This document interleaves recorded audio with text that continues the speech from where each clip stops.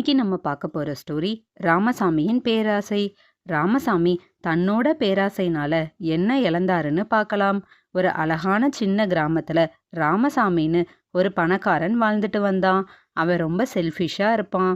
ஒரு நாள் ராமசாமி வியாபாரத்துக்காக பக்கத்தூருக்கு போயிருந்தான். வியாபாரம் முடிச்சிட்டு திரும்ப காட்டு வழியா வீட்டுக்கு வந்தான். வீட்டுக்கு வந்து பார்த்ததுக்கு அப்புறம்தான் தெரிஞ்சது அவன்கிட்ட இருந்த பைய எங்கேயோ தொலைச்சிட்டோன்னு. அதுல 30 தங்க நாணயங்களை வச்சிருந்தான். இதனால ராமசாமி ரொம்ப கவலையா இருந்தான். அப்போது ராமசாமியின் நண்பரான குரு வந்தாரு. அவர் அந்த ஊர் குருகுலத்துல தலைமை குருவா இருக்காரு. அவர்கிட்ட ராமசாமி தான் பைய தொலைச்சதையும் அதுல சில தங்க நாணயங்கள் இருக்கிறதையும் சொல்லி வருத்தப்படுறாரு. மறுநாள் குரு ஒரு வேலையா பக்கத்தூருக்கு போறாரு. அப்போ வழியில ஒரு பை கீழே கிடக்குது. அதுல சில தங்க நாணயங்களும் இருக்குது. அதை பார்த்துட்டு குரு அது ராமசாமியோடதா இருக்கலான்னு நினைக்கிறாரு. உடனே பையை எடுத்துக்கிட்டு ராமசாமி வீட்டுக்கு போறாரு. ராமசாமியை பார்த்து நடந்ததை சொல்லி தங்க நாணயம் இருந்த பைய குரு கொடுத்துட்டாரு. அதுக்கப்புறம் ராமசாமி பேராசைனால ஒரு பிளான் பண்ணான். ராமசாமி குரு கிட்ட, நான் இந்த பையில 40 தங்க நாணயங்கள் வச்சிருந்தேன்.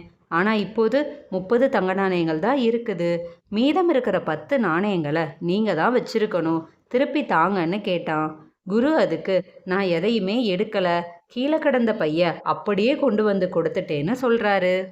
ராமசாமியும் குருவும் இந்த பிரச்சனையினால ஊர் தலைவர்கிட்ட போனாங்க.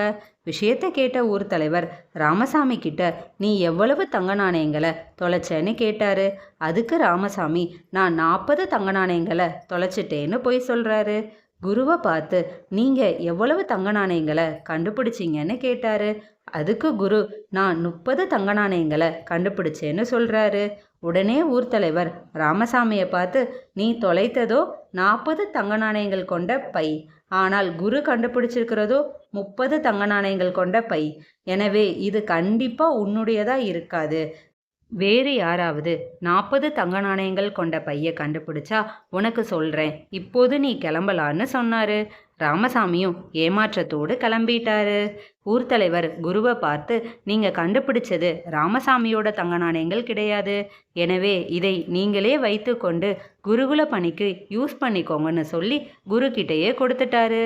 ராமசாமி தான் சொன்ன பொய்யால தன்னுடைய தங்க நாணயங்களை இழந்ததை எண்ணி வருத்தப்படுறாரு.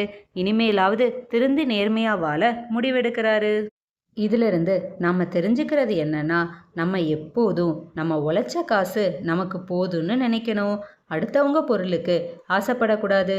இதுக்கு தமிழ்ல ஒரு பழமொழியே இருக்கு, பேராசை பெருநஷ்டம்.